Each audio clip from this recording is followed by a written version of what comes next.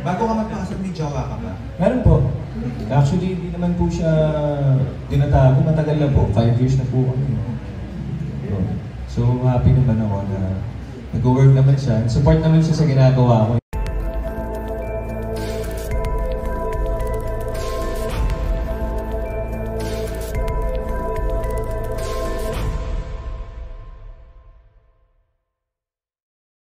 Balikan lang natin, yes. Nung nag-umpisa ka sa showbiz, ano yung una mong nabili nung simulan mo ka?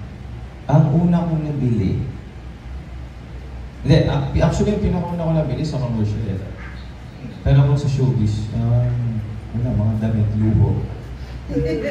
Joke lang. Siyempre sa Airnet ko, binibigyan ko sila. Budget, of course. And TV, ang una kong nabili. Bakit TV? Wala kami TV.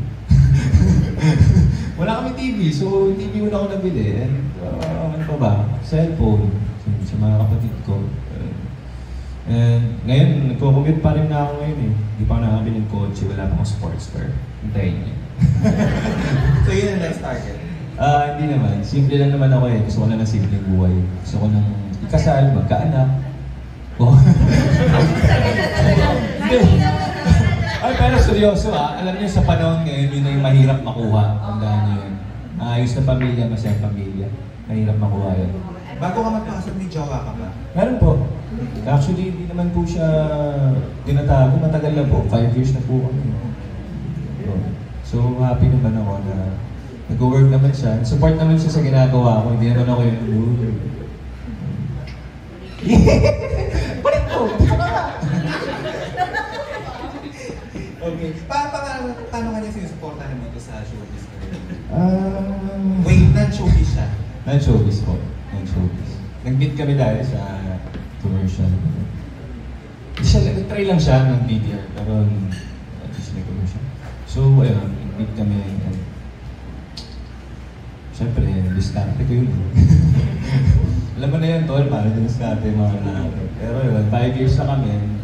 Happy naman ako na. Diba?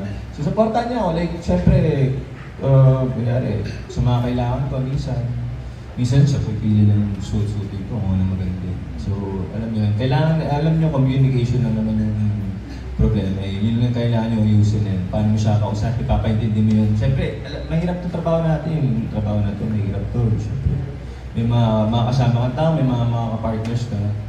Partners, dami. Pero yun nga, diskarte mo na yun kung paano mo sasabihin sa kanya. Basta maging maayos ka, wala ka namang ginagawang masama, wala ka namang tinatapang ng ibang tao.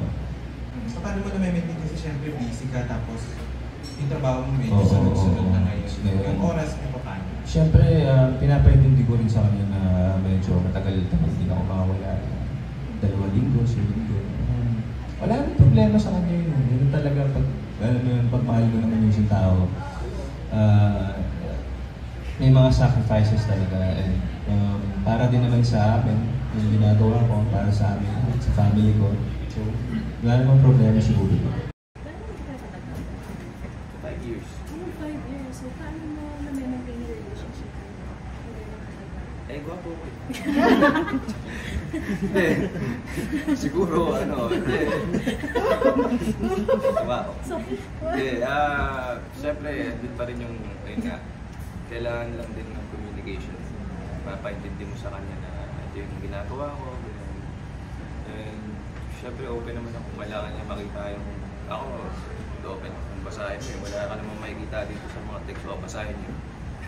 With open. Pero, ayun nga, ako, handa naman ako sa kung ano yung pwede pang mangyari. Kasi, hindi mo naman alam talaga kung hanggang saan yung isang relasyon. Hindi mo naman pwede. Ayoko naman kainin lahat ng mga sinasabi ko. At the end of the day, kung ano yung nag-work sa akin, yun yung gagawin ko.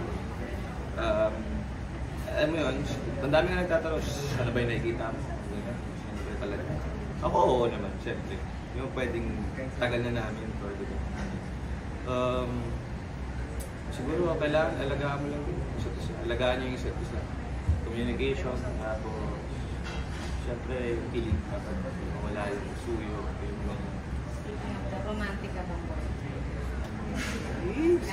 So yung tanongin siya. So, paano po mapakilig si Angela sa girlfriend? Maraming bagay eh. Pero ngayon, busy kasi ako masyado ko siya mapakilig eh. Mamaya pag-uwi. Hindi, siguro ano, wala. Normal lang. Siyempre, kailangan naalala ko yung mga dates, mga important dates. Mga schedule, siyempre. Kailangan napapasok ko pa rin yung time mo sa kanya. Sa isa't isa. Ganoon din naman siya sa akin eh. So ako, hindi lang naman pwedeng ikaw yung magpakilig. Kailangan, give and take din yan. Hindi lang pwedeng ako, di ba? Maubos yung pagpakilig ko nun. Baka di ko na magamit.